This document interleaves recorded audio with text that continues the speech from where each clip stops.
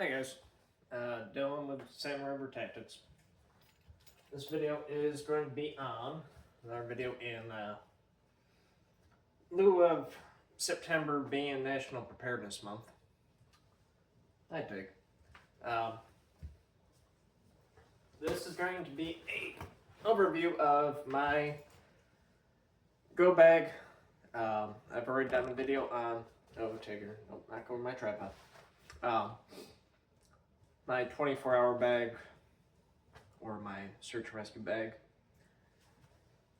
which would be a good overview for the most part of just a day pack for anybody. You tweak it to what you need, but as an overview, that would be a good day pack setup. This is a go bag for a long-term, what I would consider a 72-hour pack. This is going to sustain you for multiple days and have enough gear in it that you can live off the land and not have to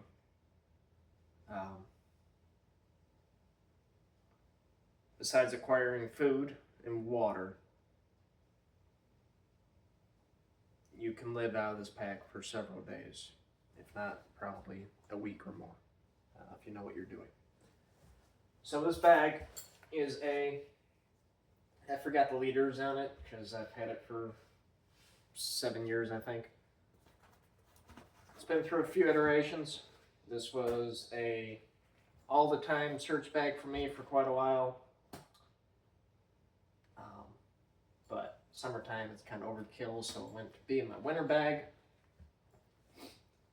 And now it's just kind of my sit in the closet, hope I never have to use it bag. But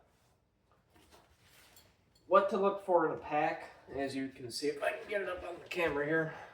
Let me turn the light up here a little bit.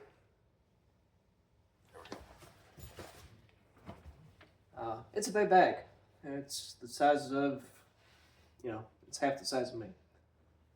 And weight-wise, I probably got 40 pounds in here. When you're going to a style bag like this, it needs to have a frame. Whether it's internal or external, this is an internal frame. But when you put it on, it's got nice shoulder pads, cushioning, ventilation. You put it on. You also have the waist strap, and I do have my pistol on me, so I'm gonna have to loosen this, but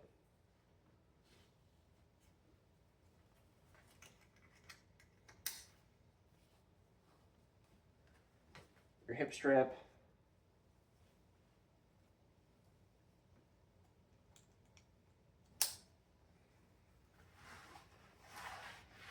chest strap. That's kind of how it would sit. Right now it's sitting kind of away from my back. I don't know how well you can kind of see the airflow and the padding there. But the nice thing about this is when you have this much weight, and you have shoulder straps, you have the hip straps, I can, if need be, lean forward, and cinch that to my back so my shoulders and my back are carrying the load, or most of it. And that's pretty stable and comfortable. Or if need be, I can cinch it to my waist. I'm getting hot or fatigued. Now it's away from my back and my hips are carrying it. But more times than not, you can have a 50-50. A little on the hips, a little on the shoulders. You can make do. This here, I got Ranger beads. I made these. just paracord, little beads. Count your paces, count your distance. So the way it's supposed to work, just a little quick thing on this here. So there's 9, right? 1, 2, 3, 5, 6, 7, 8, 9. Yep. So there's 9 beads on the bottom. So for every 100 yards or 100 meters you walk, you put a bead down. And then when you get down to 9, and on your 10th run, so if you go 1,000 yards or 1,000 meters, you move one of these down, you move these up. And then you start over. You go another 900. On your 1,000th meter or 1,000 yards, another top bead comes down, and that's ranger beads. Anywho.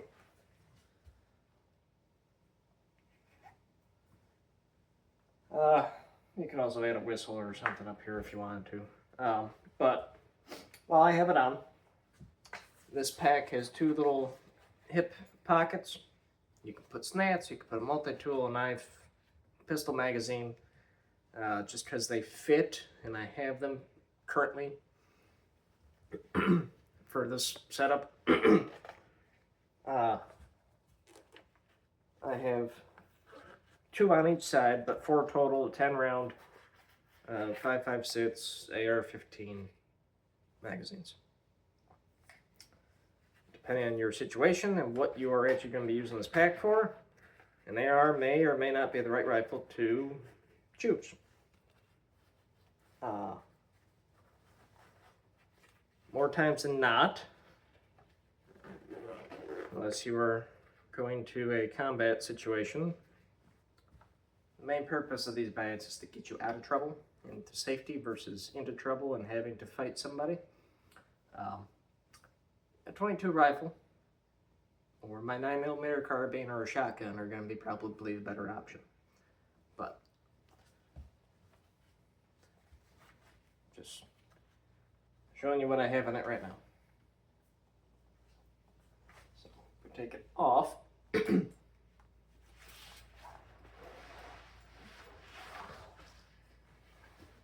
We'll go through this top pouch here first.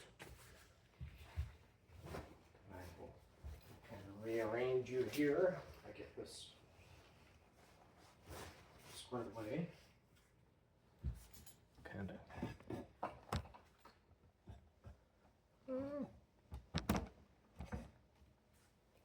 Now, bear with me because I don't know how this is going to work. Or if it'll work well. So if you fall a little bit, that's just gravity being a pain in the ass. But this top pocket here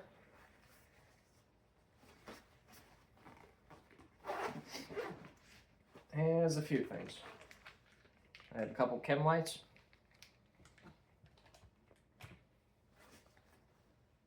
Because now we're into fall season, we'll be into winter soon. I have a beanie, just an olive drab or a kind of a brownish beanie, depending on the light. And I have my rain gear, which is... I have other shelter here at the bottom, but we'll get into that later. If you wanted to lighten this pack up, this here is a great option for any go bag or any 24-hour pack. This is a surplus type poncho. I'll be honest, I'm not going to take it out because it's a pain in the ass to kind of shove back in here. But if I can get a little bit of it out, it's camouflage. It is of a kind of a Mylar Gore-Tex waterproof material or water resistant material. It is a full rain poncho, but it also has tarp style grommets and button snaps. So you can wear it as a poncho, keep you out of the rain. It has a hood, but you can also make it into a tarp one-person shelter. So these are great little lightweight options. Next, we'll go into the side pockets here. So there's two side pouches. This one here has my little sharpening kit. These are little credit card style stones, little diamond stones, different grits. They also have a mirror on the back, so it's a dual purpose. I can use it to sharpen things. And I have a mirror. I can look at my face if I need to. I can look at something else on me close up, but I can also shine this at a light or the sun, and it will signal.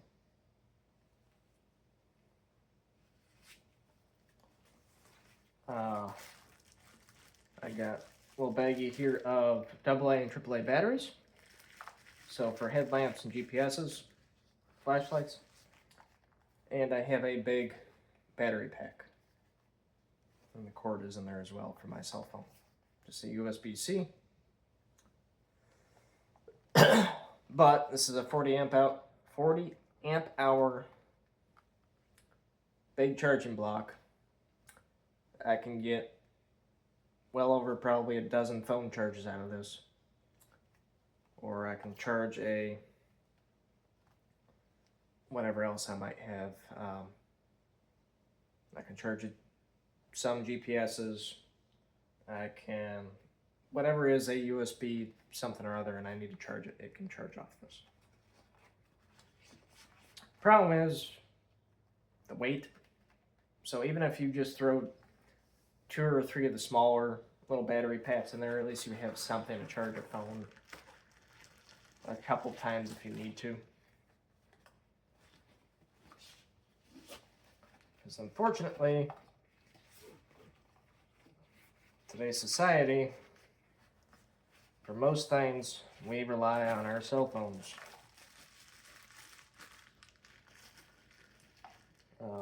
And unless,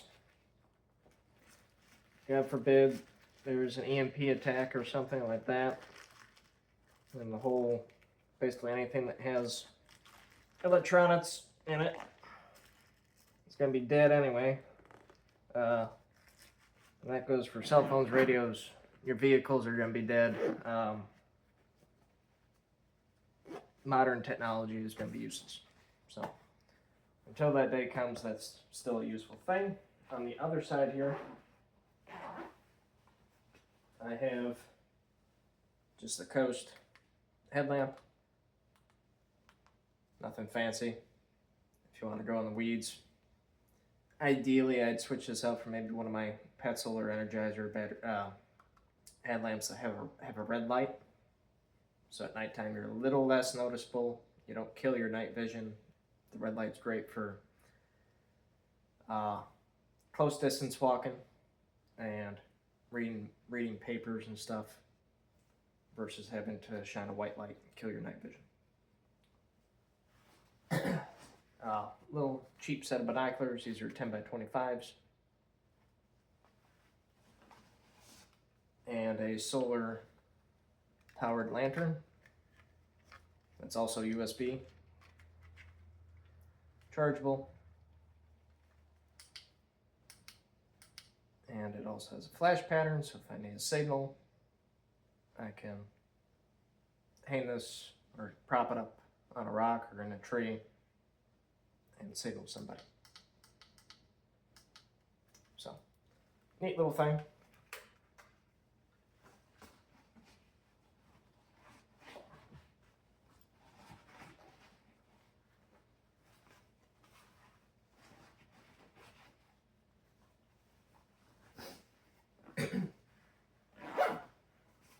Remember, this is to get through several days of being out in the bush. Now, this outside pocket here, I have a set of leather gloves. So whether I'm doing woodworking, I'm going through brush and crap, I don't want to get poked with thorns and rashes and anything where I need a little protection to my hands or some extra grip. This is an old credit card wrapped in duct tape, so I have some tape on me.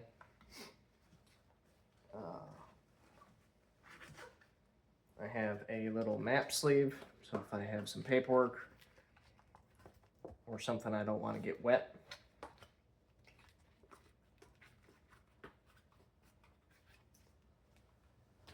I have 3 small little utility carabiners, so if I can use this to hang gear from a tree. I can use this to hang tarps and shelters, clip things onto my pack, clip things onto my body. Just little light duty carabiners. And a couple hands of paracord.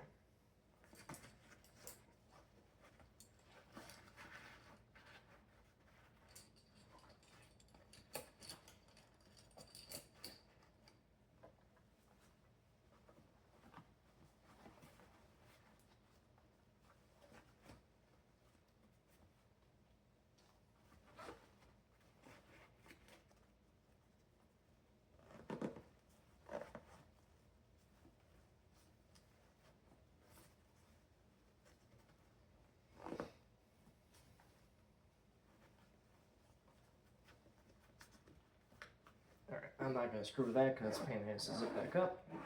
This pocket, I have a little spool of bank line, so some light duty cordage. I can put up shelters with those, so I can make fishing line. I can lash things to make traps and spears, and a fish gig or something, I can use bank line for it. Another spool of some more low-key paracord. My Leatherman Super Tool 300 multi-tool.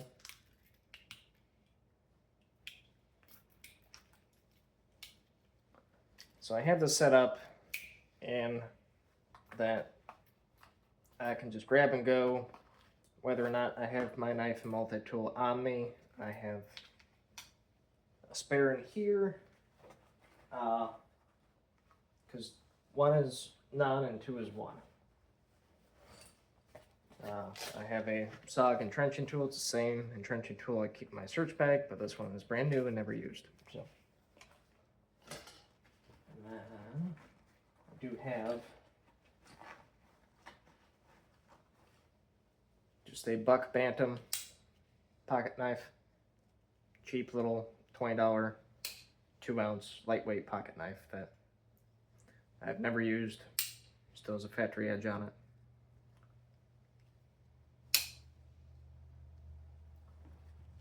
So if I don't have any of my normal everyday carry stuff, at a minimum, I grab this and I will be set with everything I need.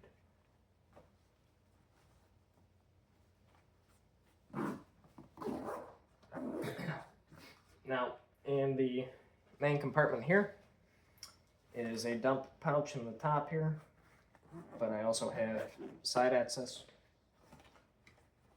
So on the top, I do have 2 freeze-dried meals, so this is about a day's worth of food, calorie-wise. I have a breakfast and I have a dinner.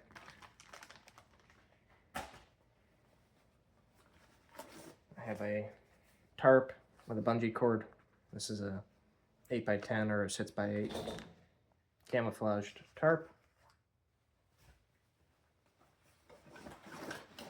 I have my mess kit. This is a Pathfinder. Unfortunately, the zipper is broken on this, so I'm going to be just very careful with it. I have to get a new pouch, but if we open this up, I'll let you take the stuff out of this side compartment, make it a little easier. Towelettes, not necessary, but I have them. My fire kit, so I have matches. A tinder box with some tinder in it, and a lighter. Bandana, so we'll get into water purification and filtration. More likely than not, this will be a filter for me, but it can be used for signaling, can be used as a bandage, can be used as a face covering. Whatever you need, there's a bunch of uses for a bandana.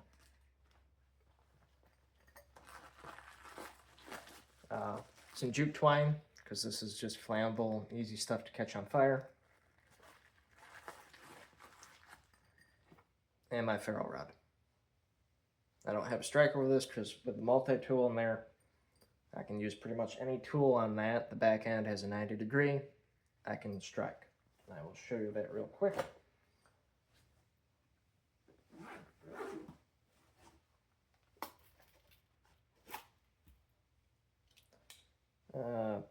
I prefer if you take the saw or the file, both.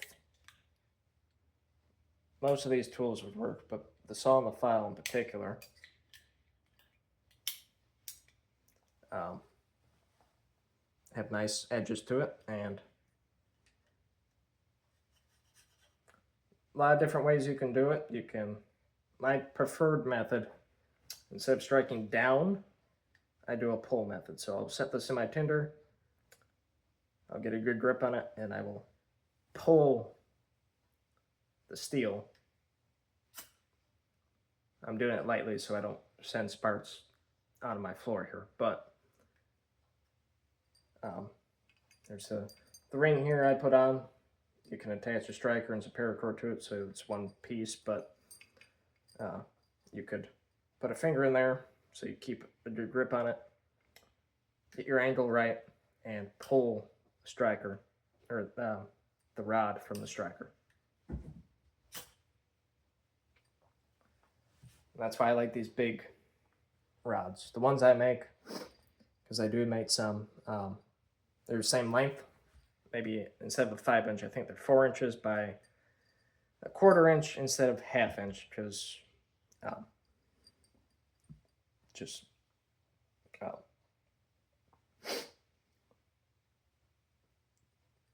that's the word I'm thinking of. Monetary wise, it's a little more reasonable, and it still gives the user something substantial to hold on to as they're striking it. No, that's not for your tier. What else do I have here? So now I can get the domestic kit out here. I have a life straw. So in the event I don't want to, if I'm still on the move, I haven't set up camp yet, but I need some water.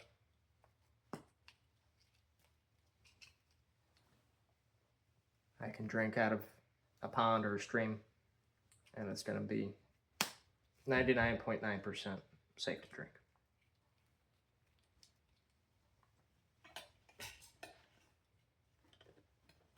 Kit comes with a nice stainless steel spoon and fork, and a decent little food grade cutting knife. I have iodine tablets, so in the event I do collect a couple liters of water, I can purify them.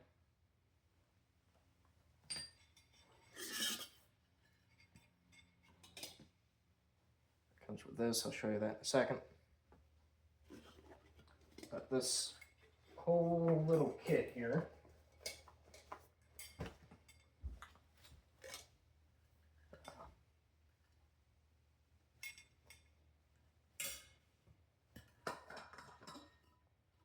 this is a 1 quart stainless water bottle. So I can use this to purify water. I can purify a liter at a time. I have a stove. So this would go on the ground. You put your sticks and tinder in here. Lay it on fire. You have your little stove, you can boil water, cook your food, ventilation on the back. Comes with a 25-ounce pot or cup with handles.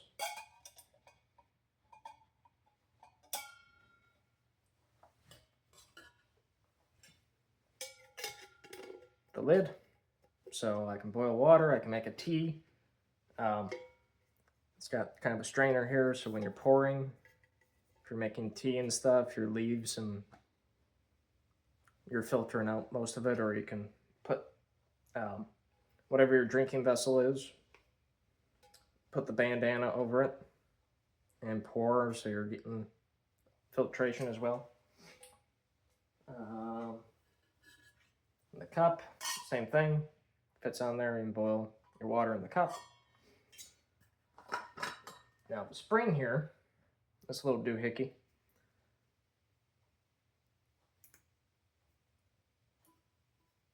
I can do it here. There we go. This little funky looking thing has two hooks on it that, because this is going to be hot when it's on the fire, catch the walls of your cup and you can move your bottle off and on the fire. So that's what that's for.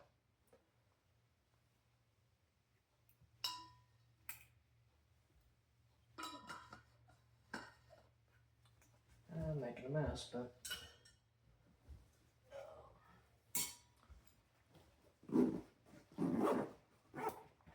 I have my Ka-Bar USMC. So this is the knife I have in here. I chose it because it's a good heavy duty knife. I've had it for over 10 years. I can baton with it. Self-defense, I can use it.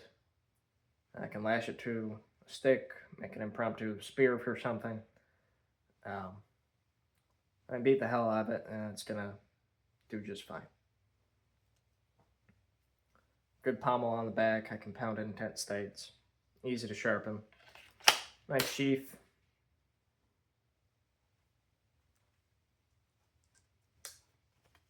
It's a good little $70 knife.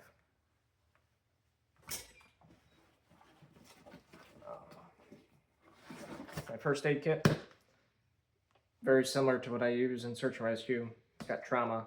It has tourniquets and quick clot and chest seals and gauze and band-aids and gloves and antiseptic ointment. Have a good first aid kit.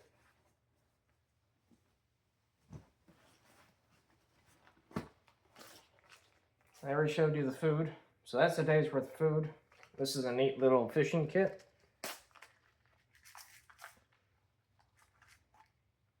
I have different tackle. So I have weights, I have bobber stops, I have swivels, stuff to make lures, snaps.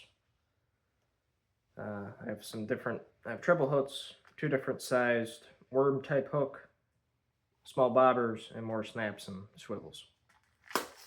I take that bank line, or I get the inner threads out of paracord, and I have a fishing line. I can just cast it out into a creek or something and catch a little panfish. I have a dry bag. This is a 4 or 5 liter bag, so I can get about a gallon of water in here if I need to, but right now it has clothes. So I have 2 pairs of socks, pair of underwear, pair of pants, and a thermal.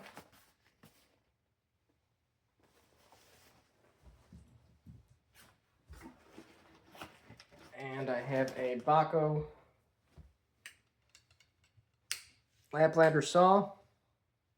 These are great little saws for 20 bucks. They will go through a very decent piece of wood. And they're a locking saw. They're pretty safe. So this paired with that Ka-Bar, I can do a lot of woodworking and wood processing.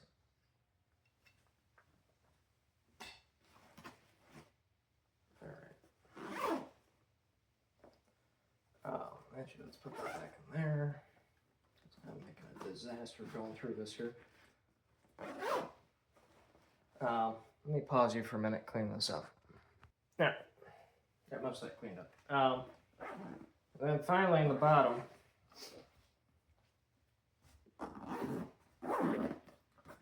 is going to be kind of my shelter. So, what do I have? I have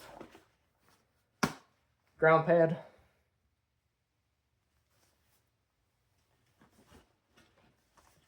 I have my sleeping bag. This is a Kelty 50-degree mummy sleeping bag and a compression sack. And I have a Pathfinder hammock. So, a lot of gear. Do you need all this stuff? No. What you could get away with is, if you don't want the hammock,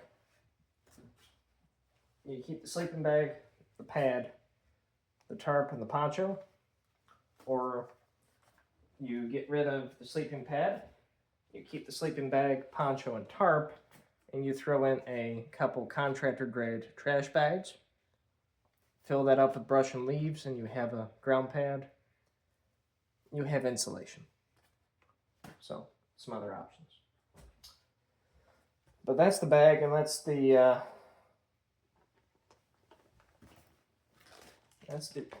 gear. I got food, I got water, I got shelter, I got cutting utensils, I have cordage, I have signaling, I have lighting. You pair this with, chest harness or a plate carrier, and your firearms. A lot of options you can do with this. So, hopefully that gives you some ideas. My advice, budget. Find a good bag first.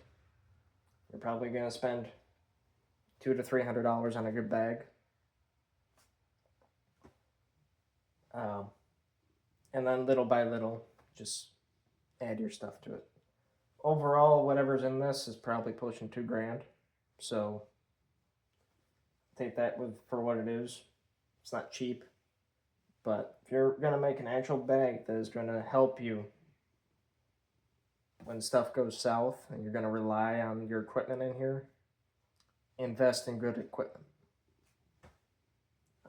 And if you guys want reviews and overviews on all this stuff, let me know.